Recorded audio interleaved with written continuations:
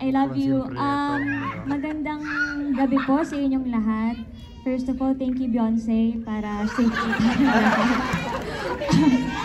Thank you Beyonce. Hindi po, syempre po sa bumubuo ng Silay, maraming salamat po sa opportunity na to. It's another blessing, syempre. And it's an honor po para sa akin na makatrabaho si Tita Malu.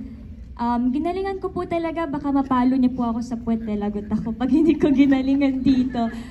Pero salamat po kasi alam naman natin yung panahon ngayon hindi maganda, hindi siya nakikisama, pero nag-make kayo ng time para sa aming lahat. At sana po supportahan niyo rin ang My Future You this December 25.